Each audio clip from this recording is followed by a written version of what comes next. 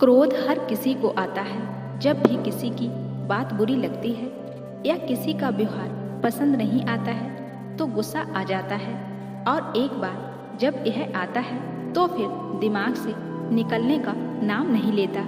ऐसे में आप उस घटना को लेकर बैठ जाते हैं, उसके बारे में सोचते रहते हैं। हर समय वही बात दिमाग में घूमती रहती है। आप किसी से कोई भी बात करें, वह घटना बीच में आ जाती है।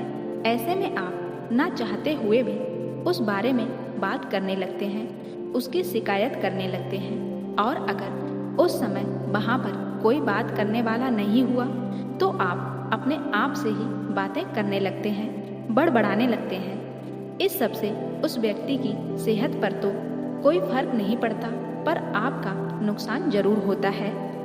लेकिन अगर आप चाहें तो इस स्थिति से बच सकते हैं, इस नुकसान से खुद को बचा सकते हैं। कैसे, आइए जानते हैं। महात्मा गौतम बुद्ध की इस कहानी से। एक बार की बात है, एक गांव में गौतम बुद्ध का प्रवचन चल रहा था। वे कह रहे थे, जब हम क्रोधित होते हैं तो दूसरों को नुकसान पहुंचाने की कोशिश करते हैं, लेकिन उस समय हम इतने आवेशित हो जाते हैं कि हमारी सोचने समझने की ताकत समाप्त हो जाती है। इसलिए क्रोध में हम सही निर्णय नहीं ले पाते और अपना ही नुकसान कर बैठते हैं। बुद्ध की उस सभा में एक गुस्सैल स्वभाव का व्यक्ति भी शामिल था। उसे बात बात पर गुस्सा आ जाता था। आज भी वह अपने परिवार वालों से झगड़ कर आया था और उस समय भी उसके दिमाग में उथल पुथल मची हुई थी। इसलिए उसे बुद्ध की बातें अच्छी नहीं लग रही थी। उसे लग रहा था कि जैसे बुद्ध उसे डांट रहे हों, सबके सामने उसकी बेइज्जती कर रहे हों। इससे उस व्यक्ति का क्रोध भड़क गया। वह अपनी जगह से उठा और बुद्ध के पास जा पहुंचा। इससे पहले कि कोई समझता, उसने बुद्ध के मुंह पर थूक दिया। यह देखकर वहां मौजूद लोग भड़क उठे और उस व्यक्ति के बारे में बुरा भला कहने लगे। लेकिन बुद्ध अभी भी अपनी जगह पर शांत बैठे हुए थे। उन्होंने अपना चेहरा पोंछा और बोले, क्या बात है वत्स, तुम्हें कुछ कहना है? उस व्यक्ति ने बुद्ध की बात का कोई जवाब नहीं दिया।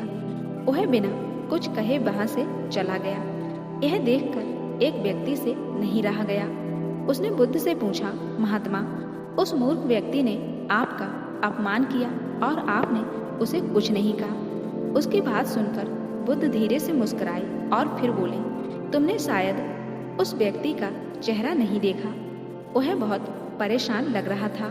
मुझे लगता है कि वह किसी चिंता से घिरा हुआ था, इसलिए ऐसे परेशान व्यक्ति को क्या दोष देना। बुद्ध पर थूकने वाला व्यक्ति सभा से उठने के बाद अपने घर चला गया। वह दिन भर बेचैन रहा। उसे अपनी करनी पर पछतावा होता रहा।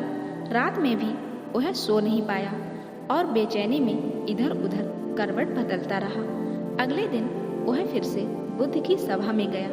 वहां पहुंचते ही वह बुद्ध के चरणों में गिर पड़ा और रोने लगा। यह देखकर बुद्ध ने पूछा, क्या हुआ वत्स, तुम क्यों रो रहे हो? वह बोला, मैं वही दुष्ट व्यक्ति हूँ जिसने कल आपका अपमान किया था। पता नहीं कल मुझ पर ऐसा कौन सा पागलपन सवार हुआ जो मैं ऐसी घृणित हरकत कर बैठा। कृपया मुझे माफ कर दे। बुद्ध बोले, कल की बातें तो कल ही समाप्त हो गई वत्स। कल के बारे में आज क्या सोचना। अगर मैं उस घटना के बारे में सोचता रहता, क्रोध करता, तो उससे तो सिर्फ मेरा दिल दुखता। तुम्हें उससे कोई फर्क नहीं पड़ता।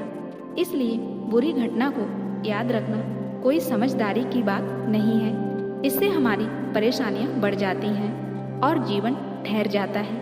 इसलिए अप्रिय बातों और अप्रिय घटनाओं को भूलने में ही समझदारी है। जो व्यक्ति ऐसी घटनाओं को भूल जाता है वही जीवन में आगे बढ़ता है, और जो उनमें उलझा रहता है उसका जीवन चक्रव्यूह के समान हो जाता है, जिसमें से वह चाहकर भी बाहर नहीं निकल पाता है।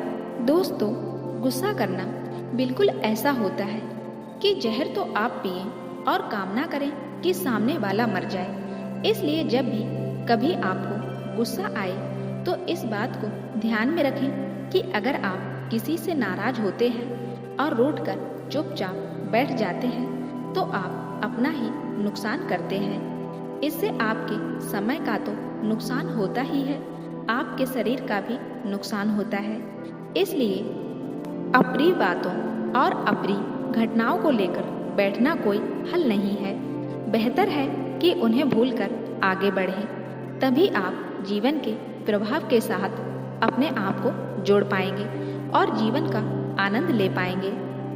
हम में से ज़्यादातर लोग यही समझते हैं कि हमारे दुखों का कारण कोई दूसरा व्यक्ति है, और जब हम ऐसा मानते हैं तो हम अपने स्वयं नियंत्रण की कमी और अक्षमता को अनदेखा कर रहे होते हैं। वास्तव में ये हम पर निर्भर करता है कि हम दूसरों के द्वारा प्रदान की गई नकारात्मकता को स्वीकार करते हैं या नहीं। अगर हम नकारात्मकता को स्वीकार करते हैं तो हम अपने पैरों पर कुल्हाड़ी मारते हैं, और जब हम उसे अस्वीकार कर देते हैं तो घृणा, क्रोध, हिंसा हर किसी से मुक्त हो जाते हैं।